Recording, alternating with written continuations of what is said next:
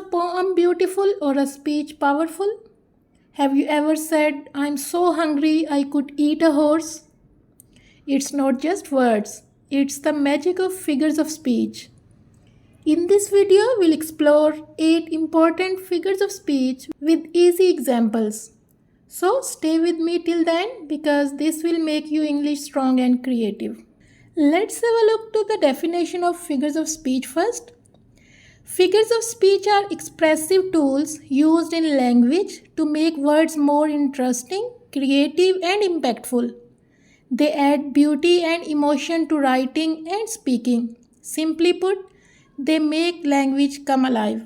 यानी कि figures of speech ऐसे एक्सप्रेसिव यानी तासुराती औजार हैं या आलात हैं जो ज़ुबान में इस्तेमाल होते हैं अल्फाज को मज़ीद दिलचस्प, तख्लीकी और असरअंगेज़ बनाने के लिए। ये खूबसूरती और जज्बात का इजाफ़ा करते हैं लिखने और बोलने में। आसान अल्फाज में यह ज़ुबान को ज़िंदा करते हैं। फॉर एग्ज़ाम्पल यानी कि अगर राइटर लिखता है शी रन्स वेरी फास्ट, एक सिंपल लिटरल स्टेटमेंट है कि वो बहुत तेज़ दौड़ती है, लेकिन अगर वो फिगर ऑफ स्पीच का इस्तेमाल करके इसको लिखे तो ये होगी she runs like the wind, कि वो हवा की तरह भागती है। तो ये एक इंटरेस्टिंग और इम्पैक्टफुल स्टेटमेंट है जो रीडर्स की जो अटेंशन है अपनी तरफ खींचती है और राइटिंग में खूबसूरती पैदा करती है। इसकी मज़ीद एग्जांपल हम कुछ यूँ ले सकते हैं कि एक ट्री है, वो इतना अट्रैक्टिव नहीं होगा, लेकिन अगर उस पर कुछ फल लगे हों या फूल लगे हों तो वो देखने वाले को अपनी तरफ खींचता है, यानी कि अपनी तरफ अट्रैक्ट करता है उसकी अटेंशन को। तो सिंपली एक राइटर की जो बुक है, राइटिंग है या पीस ऑफ पोइट्री है, वो एक ट्री की तरह है, लेकिन उस पर जो खूबसूरती पैदा करती है वो ये फिगर्स ऑफ स्पीच हैं जो उस राइटिंग के फ्रूट्स और फ्लावर्स हैं। So in this video we are going to discuss simile, metaphor, imagery, personification, assonance, alliteration, hyperbole and symbolism. Although there is a long list of figures of speech, but mainly in this video we are going to cover these 8 figures of speech. So let them discuss one by one. So the first one is simile. A simile is a comparison between two different things using the words like or as.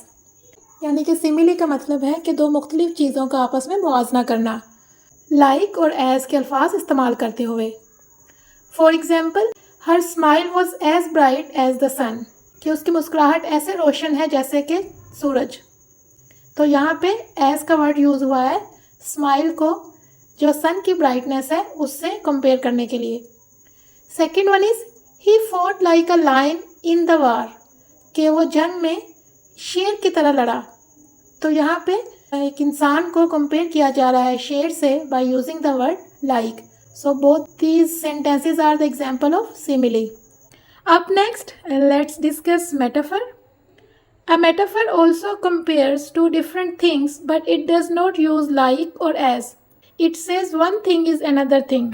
यानी कि metaphor भी simile की तरह दो मुख्तलिफ चीज़ों का आपस में मुवाजना करता है, लेकिन इसमें like और as के वर्ड्स यूज़ नहीं होते। ये डायरेक्ट कंपैरिजन है, यानी कि एक चीज़ को दूसरी से डायरेक्ट कंपेयर किया जाता है कि जैसे एक चीज़ है वैसी ही दूसरी है।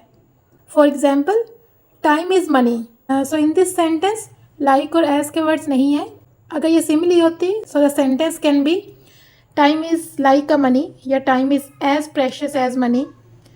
तो ये डायरेक्ट है कि टाइम भी वक्त की तरह है, डायरेक्ट कंपैरिजन है, लेकिन तो मुख्तलिफ चीज़ें हैं। Money that is a different thing और time is a different thing. Second one is you are the light of my life.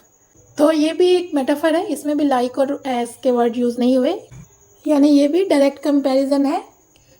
एक इंसान को ज़िंदगी की रोशनी कहा गया है, लाइट ऑफ लाइफ कहा गया है। ज़िंदगी की रोशनी की तरह नहीं कहा गया, डायरेक्ट कहा गया है कि ज़िंदगी की रोशनी ही हो। The third one is personification. Personification gives human qualities to non-human things, objects, ideas and nature. It means के जब राइटर या पोइट पर्सोनिफिकेशन यूज़ करता है अपनी राइटिंग्स में तो वो बेजान चीज़ों को जानदार बना के पेश करता है, यानी कि जो इंसानी खूबियाँ हैं वो बेजान चीज़ों को देकर पेश करता है। For example, the wind whispered through the trees, यानी कि हवा ने दरख्तों में से सरगोशियाँ की। तो विस्पर्ड करना, सरगोशियाँ करना, ये एक ह्यूमन क्वालिटी है। तो विंड जो कि एक नॉन लिविंग थिंग है, उसको ह्यूमन क्वालिटी दी गई है यहाँ पे। Second one is the stars dance playfully in the sky, यानी कि सितारे जो हैं वो आसमान पर डांस कर रहे हैं, नाच रहे हैं। तो डांस करना भी एक ह्यूमन क्वालिटी है। और स्टार्स जो है नॉन लिविंग थिंग है, लेकिन यहाँ पे उसको जानदार बना के पेश किया गया है।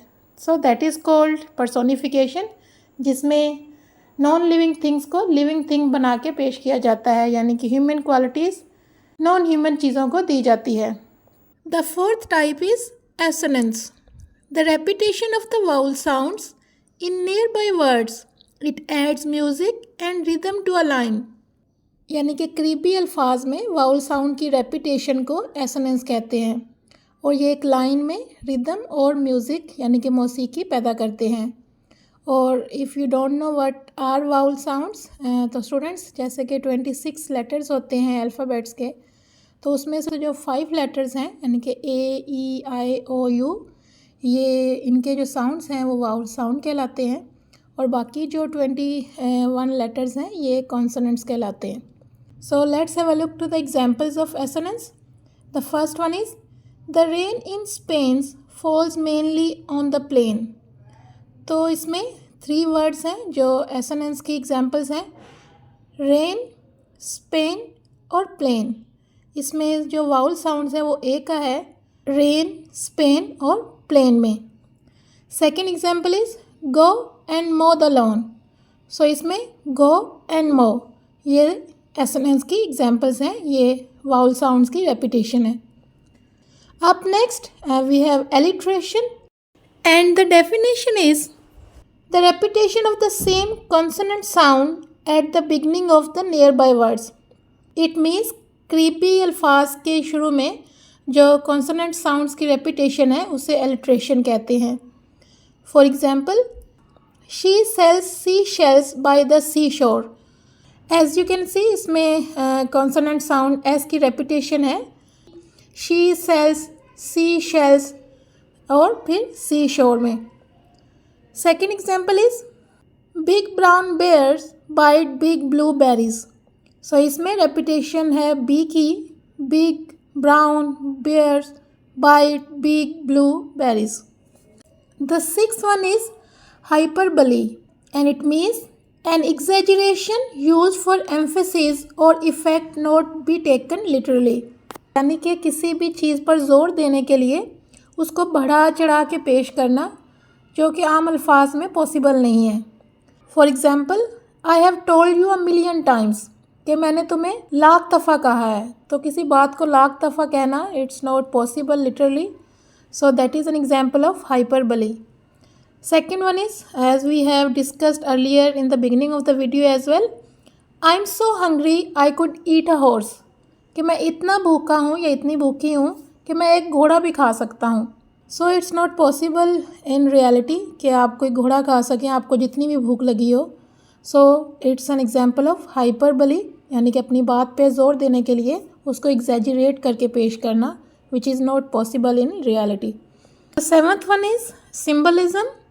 Symbolism is the use of symbols to represent ideas, emotions or concept beyond their literal meaning. यानी कि सिम्बलिज़म में कुछ सिम्बल्स का इस्तेमाल किया जाता है अपने आइडियाज़ को, इमोशंस को या किसी कॉन्सेप्ट को पेश करने के लिए जो कि लिटरल मीनिंग से परे हो। फॉर एग्ज़ाम्पल, अगर हम डव की बात करें तो just a bird, but symbolically इसका मीनिंग पीस का होता है। सिमिलरली अगर फायर की बात की जाए सिम्बॉलिकली तो ये पैशन को, डिस्ट्रक्शन को शो करता है। आउल की बात की जाए तो it represent wisdom. Red flower की बात की जाए तो it shows love. So symbolism यानी कि सिम्बल्स का इस्तेमाल पोइट या राइटर्स अपने वर्क्स में इस्तेमाल करते हैं कोई आइडिया, कोई कॉन्सेप्ट और कोई इमोशंस शो करने के लिए। The last but not the least we have imagery. Imagery uses descriptive language to create a picture in the reader's mind using the 5 senses: sight, sound, taste, touch और smell. तो imagery basically एक mind picture है। Imagination से ये word निकला है, यानी कि जो राइटर या पोइट अपने रीडर्स के माइंड में क्रिएट करता है तो वो उसको फील कर सकता है, not in reality but through the 5 senses, it mean through the imaginations. वो साइट से, साउंड से, टेस्ट से, टच से या स्मेल से, यानी कि वो फील करता है अपने इमेजिनेशन में जो राइटर बयान कर रहा है अल्फाज में, वो उनको देख रहा है, उनकी आवाज़ सुन रहा है, उनको चख रहा है, टच कर रहा है, या उनकी खुशबू सूंघ रहा है या बदबू सूंघ रहा है, स्मेल कर रहा है। यानी कि एक राइटर या पोइट ऐसा अल्फाज का इस्तेमाल करता है कि रीडर्स को अपने इमेजिनेशंस के थ्रू वो उसके सामने होता हुआ फील होता है। For example, the golden yellow sunlight filtered through the tall dark trees spreading warmth on the cold grass. तो अब राइटर बेसिकली सनलाइट की बात कर रहा है, तो वो कैसी है? अगर सनलाइट की बात की जाए तो सूरज गरूब होते हुए या तलू होते हुए उसकी लाइट कुछ और तरह होती है। अगर बहुत गर्मी है तो दोपहर में उसका कलर भी डिफरेंट होता है, उसकी जो वार्मथ है वो भी डिफरेंट होती है। तो लेकिन अल्फाज हैं गोल्डन येलो कि उसका कलर उस वक़्त कैसे है। ट्री से गुज़र रही है और वो ट्री कैसे है? डार्क है, टॉल है, और वो स्प्रेड कर रही है अपनी वार्मथ को ग्रास पे, और वो ग्रास कैसी है? वो कोल्ड है। तो अगर हम इसको देखें तो ये अल्फाज का ऐसा मजमुआ है कि सिर्फ सनलाइट की, ग्रास की और ट्रीज की बात नहीं हो रही, एक्चुअली में वो कैसे हैं, उनका कलर कैसा है, वो हम इमेजिन कर सकते हैं इन वर्ड्स के through. The second one is the aroma of freshly baked bread filled the room. Aroma mean खुशबू। अब वो ब्रेड की बात हो रही है तो वो ब्रेड कैसी है? खुशबूदार है, फ्रेश है, बेक्ड है। तो these are the words that excite the imagination of the reader. तो चाहे हम उन्हें एक्चुअली में ना देख रहे हो अपने सामने खड़ा हुआ, लेकिन इन अल्फाज के थ्रू हम उसकी पिक्चर अपने माइंड में क्रिएट कर लेते हैं।